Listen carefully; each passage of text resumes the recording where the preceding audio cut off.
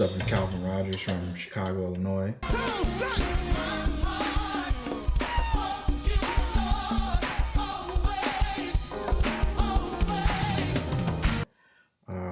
Been playing drums almost since I can remember being here. Work with quite a few gospel artists. I serve as music director right now for gospel artist Fred Hammond. I've recorded with, to name a few, maybe Karen Clark, Donald Lawrence, Hezekiah Walker, Marvin Sapp, Martha Menezes, Israel Houghton. Hey, what's up, y'all? My name is Brian B. Haley. On the drums, Brian the Bomb Haley.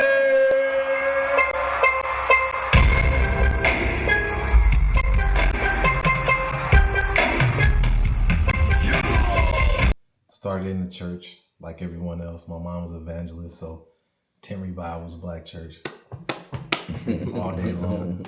I've been doing it now professionally for the past 10 years. I moved to Nashville from St. Louis, Missouri.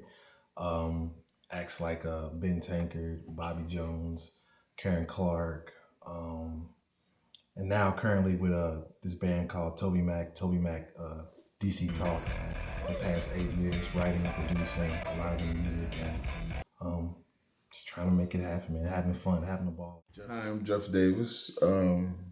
Glad to be here. I've been playing drums for a long time, but professionally about 20 or more years, doing gospel, but I've done some jazz and R&B and was a part of the hip hop and New Jack Swing era in the late 80s, early 90s. And now I'm presently just doing a lot of session work, producing and stuff like that.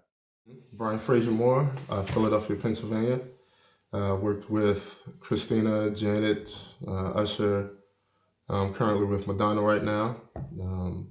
A lot of my, the way I play and the way I express myself definitely comes from church, me growing up in church, and I'm glad to be here.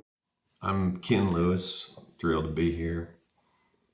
Some heroes all the way around, man.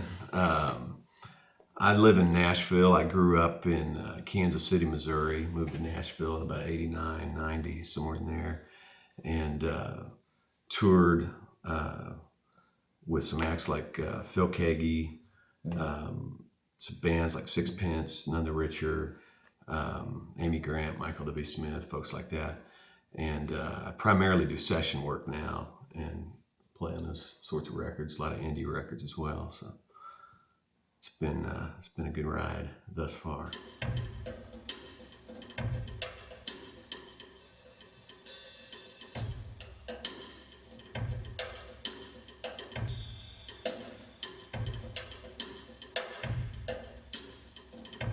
When you talk about soul, what are you talking about? Well, I think that's the beauty of it to me is, I mean, you sort of ingest all the technicality that you get from whatever you're listening to or who your teachers were and what you watched and listened to.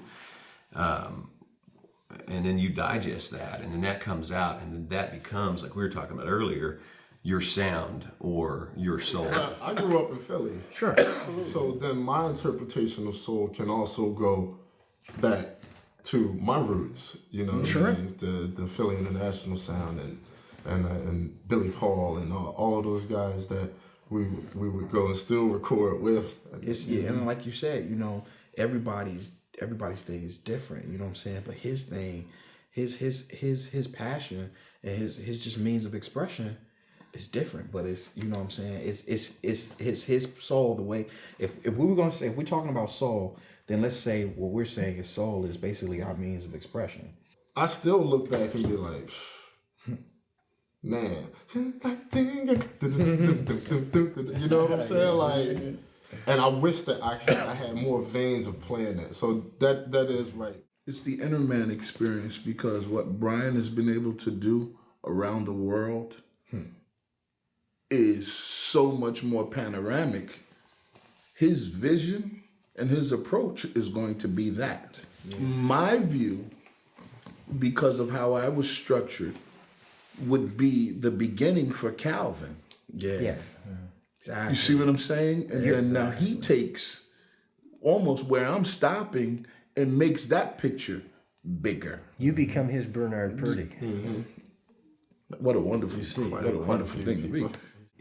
I think that the flow kind of happens like this. I think there's technique, which is important, but that's just a vehicle to enable you to create what your sound is. Yes.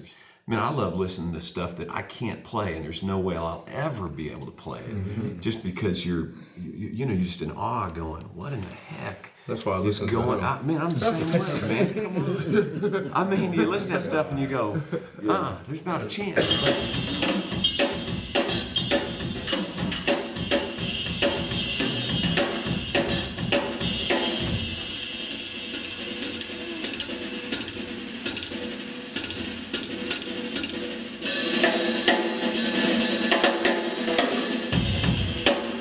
You talk about technique and feel. You know, I don't know if there's I don't know if you can say If it's one or the other. it's one or the other. I agree. You know, Listening and playing in the church, playing with like old school quartet bands, with my mom's band. If you didn't hold it down, they would actually sit you off the drums, and you have 10 guys on the front row waiting to take your spot. Yeah. So it's like I kind of got raised playing by old heads, and it's just like make it feel good. And it's funny how it translates now, because the artist I'm with now, Toby McKeon, it's not about chops, and like my brother here was saying, it's all about servicing the song. So as much as I'm doing sessions and stuff now and playing on the road, a lot of stuff that I'm hearing that I came up with, I only use probably 5%. You know, If you have What's to, implied is so beautiful. That's man. You know, I think, honestly, I gotta say this.